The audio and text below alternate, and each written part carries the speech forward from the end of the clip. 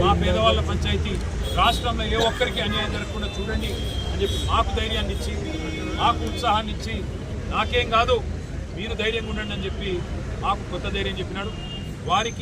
వారితో పాటు వాళ్ళ 30 మంది పైచీలకు పేద రైతులు ఎవరైతే చేయని తప్పుకు కేవలం మా భూమి ప్రభుత్వం దౌర్జన్యంగా గుంజుకుంటే భూకొమ్ము ఇయ్యము అన్న ఒక్క మాటకి ఇలా జైళ్లలో మగ్గుతున్న ఆ కుటుంబాలకు మేము ఒకటే చెప్తా ఉన్నాం, మీరు భయపడాల్సిన అవసరం లేదు.